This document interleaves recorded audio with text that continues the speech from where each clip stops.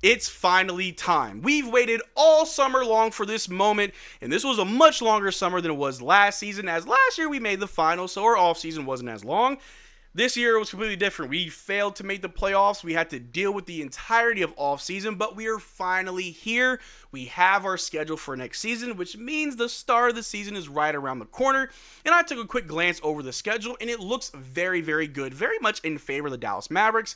Maybe Adam Silver did more than just give us that first pick. They also gifted us a very good schedule. So in this video, we're going to take a look at the NBA schedule, take a look at what stands out for the Dallas Mavericks, how many back-to-back games do we have, how many nationally televised games do we have, and what does this mean for the team as they're waiting for Kyrie Irving to return. But how's it going, everybody? My name is Marcel Martin. This is Mavs Digest, bringing you the latest news on everything Mavericks related. And before we get started with today's video, I'm bringing back this old graphic because 46.1% of you guys watching are not subscribed. As you all know, I've got a personal goal of mine. I'm trying to hit 22K before the start of the season. The season's right around the corner. I mean, we just got the schedule. So if you want to be up to date on everything Mavericks related, make sure you subscribe. But the Dallas Mavericks have had a very, very long offseason. The fans, too. Fans like you and I have had a very, very long offseason where we're dealing with rumors and trade talks and everything else in between while we're waiting for the start of the season. But we finally see that we're getting close as the NBA schedule was released. If we take a look right here, I also upload this picture on the channel, so if you want to go and take a look there or pause this video to take a look at the schedule, here it is. In all its glory, the Dallas Mavericks 2025-2026 the NBA regular season schedule. And from what I've seen so far, we have a very good start to the season. We don't have as many back-to-backs as other teams. The first 5 games are pretty favorable for the Dallas Mavericks. We do have 2 months where we do have a lot more games than the rest of the season, but that's fine. Everything from what I've seen, and we'll go over those points later in this video, show that the Dallas Mavericks actually have a break. Instead of just having the most back-to-backs, instead of having just the toughest schedule out of anybody, we finally catch a break. Things do look good for the Dallas Mavericks, as last season we dealt with a lot of injuries. We dealt with a lot of bad luck overall, but things look like it's going to be different for this upcoming season. Definitely when you take a look at the schedule. We take a look right here. Most back-to-backs for the upcoming season. Philly, Denver, and Charlotte, as well as Phoenix and Washington, have 16 back-to-backs. The Clippers, the Raptors, the Warriors, the Pelicans, Miami Heat, Utah Jazz, and the Portland Trail Blazers have 15 back-to-backs. Nowhere on this list do you see the Dallas Mavericks. We are not one of the teams with the most back-to-backs. I want to say we only have about 13 back-to-back games, which is absolutely amazing. One of the many question marks around this team's upcoming season is, can we stay healthy? Specifically, can Anthony Davis stay healthy? And knowing we don't have the most back-to-backs is actually a good sign for the team. It's a good sign for Anthony Davis. As we all know, we've talked about to death on this channel, Anthony Davis will be leading the charge on offense, and he will be the number one option until Kyrie Irving returns, and things will change. He may still be the number one option even when Kyrie returns, as he won't be 100%, but because we'll be leaning heavily on AD, not having many back-to-backs as the other teams in the league is a good sign for the team that we can stay relatively healthy until Kyrie Irving returns. If we take a look right here, national televised games for next season.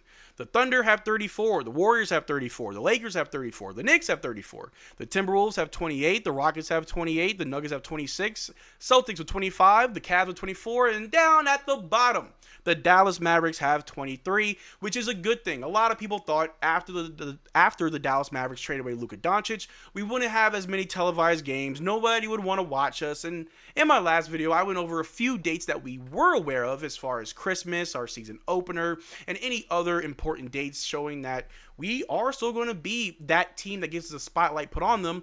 Mostly in part thanks to Cooper Flagg. Obviously, he is the number one pick. So that's a good thing. More eyes on the team, more eyes on Cooper Flagg, as he's obviously going to try to win Rookie of the Year. So having 23 national televised games will definitely help him out in that aspect. And just continue with the schedule. Shout out to Noah Weber. He kind of broke down some very important dates in case you want to go to these games or make sure that you are tuned in.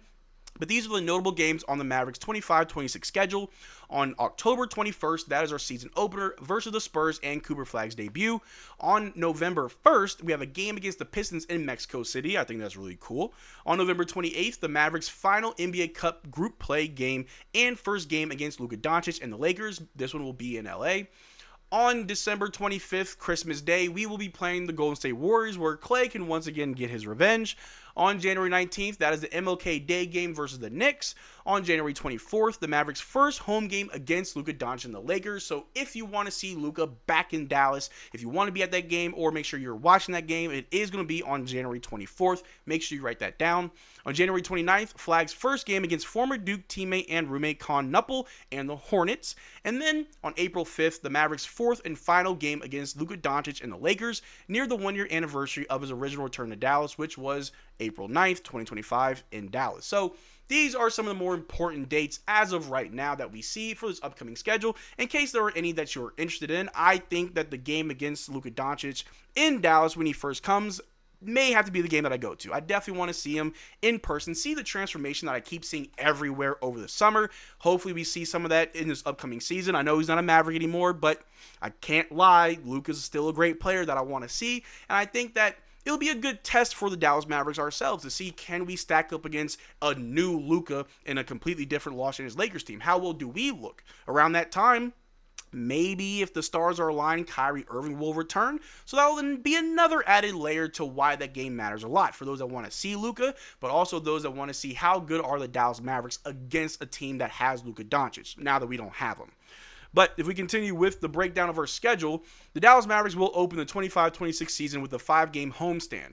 5 straight home games start the season. I absolutely love it. And in those 5 games, on October 22nd, we play the San Antonio Spurs at home. On October 24th, we play the Wizards at home. On October 26th, we play the Raptors at home. On October 27th, we play the Oklahoma City Thunder at home. And on October 29th, we play the Pacers at home. And if you take a look at this, I really do like this start to our schedule. As long as everything works well for us, we should have a very good start to the season.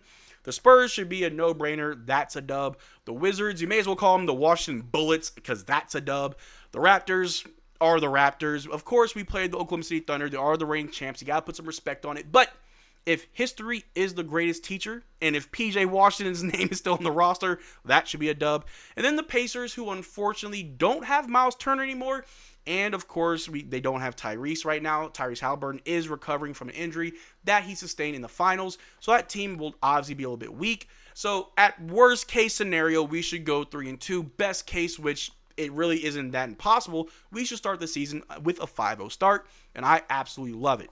And just continuing, the Dallas Mavericks will host Los Angeles Lakers on January 24th, like I said. Very important date. If you want to write that down, make sure you have it marked on your calendar. If you want to go to the game or watch the game where Luka comes back to Dallas for the first time in a whole year, boom.